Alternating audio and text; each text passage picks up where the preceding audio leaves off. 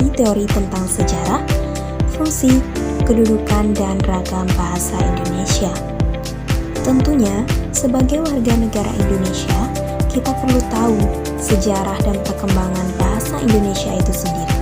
Sekarang kita membahas tentang arti bahasa dalam Kamus Besar Bahasa Indonesia.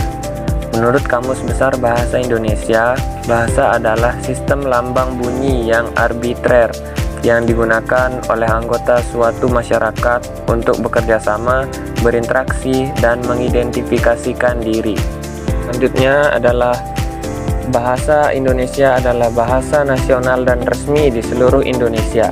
Ini merupakan bahasa komunikasi resmi, diajarkan di sekolah-sekolah, dan digunakan untuk disiarkan di media elektronik dan digital. Oke, selanjutnya. A. Sejarah bahasa Indonesia. Bahasa Indonesia yang kita gunakan saat ini berasal dari bahasa Melayu, yaitu bahasa Melayu Riau atau Provinsi Kepulauan Riau yang telah menjadi lingua franca sejak abad ke-19. Pemberian nama bahasa Indonesia diawali sejak dicanangkan Sumpah Pemuda pada 28 Oktober 1928. Hingga saat ini, bahasa Indonesia terus berkembang dan terus menghasilkan kata-kata baru baik melalui penciptaan maupun penyerapan dari bahasa daerah dan bahasa asing. Berikut adalah faktor pendukung mengapa bahasa Melayu diterima sebagai bahasa Indonesia. Yang pertama adalah luasnya pemakaian bahasa Melayu. Bahasa Melayu digunakan sebelum abad ke-20 sebagai bahasa perantara yang tidak hanya digunakan di Nusantara, tetapi juga digunakan di sebagian besar daerah Asia Tenggara. Nah, yang kedua adalah diterimanya penggunaan bahasa Melayu dalam sastra. Diterimanya bahasa Melayu sebagai bahasa Indonesia karena banyak digunakan dalam hasil-hasil sastra baik bahasa Melayu rendah maupun tinggi. Rosadi mengungkapkan bahwa sejak abad ke-19 sudah banyak hasil-hasil sastra bahasa Melayu yang ditulis orang-orang yang berasal dari Kepulauan Riau dan Sumatera. Yang ketiga adalah bahasa Melayu dalam persurat kabaran. Maksudnya adalah bahasa Melayu sebagai bahasa Indonesia telah digunakan dalam surat kabar Nusantara. Yang selanjutnya adalah letak geografis. Letak geografis yang istimewa karena kediaman bangsa Melayu terletak di Selat Malaka yang menjadi lokasi perhubungan dan perdagangan antara barat dan timur di lingkungan Asia Tenggara. Baik, selanjutnya adalah faktor pendukung lainnya mengapa bahasa Melayu diterima sebagai bahasa Indonesia. Yang pertama adalah sifat bangsa Melayu yang perantau, pelayar, dan penjaga pulau-pulau. Yang kedua adalah menjadi bahasa perhubungan bagi kekuasaan politik kerajaan-kerajaan. Bahasa Melayu juga dijadikan sebagai alat pengembangan agama Islam yang dibawa oleh para pedagang ke seluruh pulau dan pengembangan agama Kristen yang dibawa Portugis serta orang-orang Eropa lainnya. Demikian, bahasa Melayu sebagai bahasa lingua franca sudah memenuhi fungsinya sebagai bahasa. Baik, sekarang adalah bahasa Melayu menjadi bahasa Indonesia.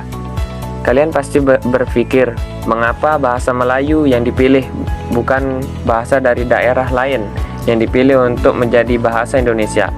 Yang pertama adalah bahasa Melayu sudah merupakan lingua franca di Indonesia, bahasa perhubungan, dan bahasa perdagangan. Yang kedua adalah bahasa Melayu dikenal oleh banyak masyarakat. Yang ketiga adalah sistem bahasa Melayu sederhana, mudah dipelajari karena tidak dikenal tingkatan bahasa seperti dalam bahasa Jawa atau perbedaan bahasa kasar dan halus seperti dalam bahasa Sunda. Yang keempat adalah bahasa Melayu memiliki sifat terbuka untuk menerima pengaruh bahasa lainnya. Dalam sejarah bahasa Melayu, berkembang dan bertambah kukuhnya keberadaannya. Bahasa-bahasa Melayu menyerap kosakata dari berbagai bahasa, terutama bahasa Sanskerta, Persia, Arab, dan bahasa-bahasa Eropa. Yang kelima adalah bahasa Melayu mempunyai kesanggupan untuk dipakai sebagai bahasa kebudayaan dalam arti luas. Fungsi bahasa Indonesia. Bahasa Indonesia memiliki fungsi sejalan dengan kedudukannya, yaitu 1. Sebagai bahasa nasional. hasil perumusan seminar politik bahasa yang diselenggarakan di Jakarta pada tanggal 25 sampai dengan 28 Februari 1975 menegakkan bahwa dalam kedudukannya sebagai bahasa Indonesia berfungsi sebagai A. Lambang kebanggaan. Seluruh bangsa Indonesia patut berbangga dengan adanya satu bahasa di antara berbagai daerah dengan etnis yang berbeda-beda. B. Lambang identitas. Bangsa Indonesia terdiri dari berbagai etnis suku bangsa, sehingga dengan kondisi ini bahasa Indonesia berfungsi sebagai lambang identitas. C. Alat pemersatu berbagai suku bangsa. Artinya, bangsa Indonesia merupakan alat yang memungkinkan untuk menyatukan berbagai suku bangsa dan latar sosial dan bahasa dalam kebangsaan Indonesia. D. Alat perhubungan antar daerah dan antar budaya. 2.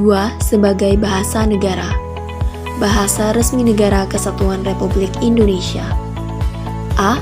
Bahasa resmi kenegaraan. Seluruh kegiatan kenegaraan dan penyelenggaraan harus menggunakan bahasa Indonesia seperti kegiatan acara kenegaraan, pidato kenegaraan, dan lain sebagainya. B.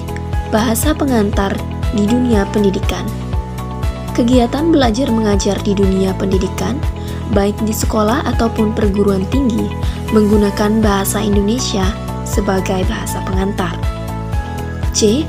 Alat perhubungan pada tingkat.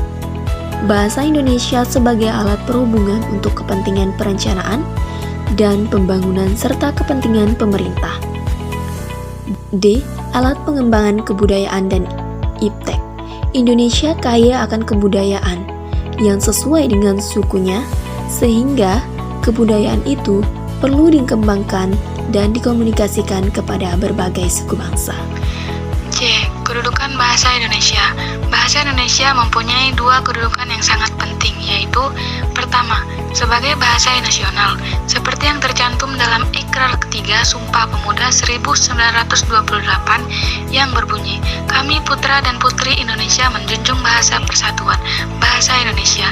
Ini berarti bahasa Indonesia berkedudukan sebagai bahasa nasional yang kedudukannya berada di atas bahasa-bahasa daerah. 2. Sebagai bahasa negara, tercantum dalam Undang-Undang Dasar 1945 Bab 15 Pasal 36 mengenai kedudukan bahasa Indonesia yang menyatakan bahwa bahasa negara ialah bahasa Indonesia. D. Ragam bahasa Indonesia.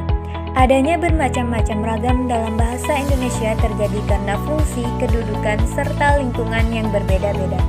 Ada beberapa ragam bahasa, yaitu yang pertama, ragam lisan dan ragam tulis. Perbedaan ragam lisan dan tulis yaitu ragam lisan menghendaki adanya orang kedua, teman bicara, sedangkan ragam tulis tidak mengharuskan. Dalam ragam lisan, unsur-unsur gramatikan seperti subjek, predikat, dan objek tidak selalu dinyatakan, sedangkan dalam ragam tulis harus dinyatakan. Ragam lisan sangat terikat pada kondisi, situasi, ruang, dan waktu, sedangkan ragam tulis tidak.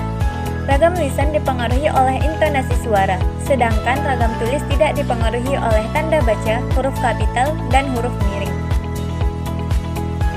Yang kedua, ragam baku dan ragam tak baku. Ragam baku adalah ragam yang dilembagakan dan diakui oleh sebagian besar warga masyarakat. Sedangkan ragam tidak baku adalah ragam yang tidak dilembagakan dan ditandai oleh ciri-ciri yang menyimpang dari norma ragam baku. Yang ketiga, ragam baku tulis dan ragam baku lisan. Ragam baku tulis adalah ragam yang dipakai dengan resmi dalam buku-buku pelajaran atau buku-buku ilmiah lainnya. Ragam baku lisan bergantung kepada besar atau kecilnya ragam daerah yang terdengar dalam ucapannya. Yang keempat, ragam sosial dan ragam fungsional. Ragam sosial adalah ragam bahasa yang sebagai norma dan kaidahnya didasarkan atas kesepakatan bersama dalam lingkungan sosial yang lebih kecil dalam masyarakat. Ragam fungsional adalah ragam bahasa yang dikaitkan dengan profesi, lembaga, lingkungan kerja, atau kegiatan tertentu lainnya. Kesimpulan, di Indonesia Lebih dahulu mengenal bahasa Melayu, yang merupakan bahasa penghubung antara daerah di Indonesia. Selain itu, bahasa Melayu juga digunakan sebagai bahasa transaksi perdagangan internasional di kawasan Nusantara. Bahasa Melayu kian melekat di Nusantara, maka bangsa Belanda mulai menerbitkan karya-karya sastra dengan menggunakan bahasa Melayu. Bahasa Indonesia memiliki kedudukan yang sangat penting, seperti tercantum pada Ikrar Ketiga Sumpah Pemuda tahun 1928 yang berbunyi, "Kami putra dan putri Indonesia menjunjung bahasa persatuan bahasa Indonesia." Ini berarti bahwa bahasa Indonesia mempunyai kedudukan sebagai bahasa nasional yang kedudukannya berada di atas bahasa-bahasa daerah. Dalam bahasa Indonesia terdapat ragam bahasa. Ragam bahasa Indonesia merupakan variasi bahasa menurut pemakaian yang berbeda-beda, sesuai topik yang dibicarakan, seperti hubungan pembicara, kawan bicara, serta orang yang dibicarakan. Saran: alangkah baiknya kita selaku bangsa Indonesia mengetahui sejarah, mengapa bangsa Indonesia menggunakan bahasa Indonesia sebagai bahasa resmi, serta mengetahui kedudukan, fungsi, dan ragam bahasa Indonesia yang kita gunakan setiap hari.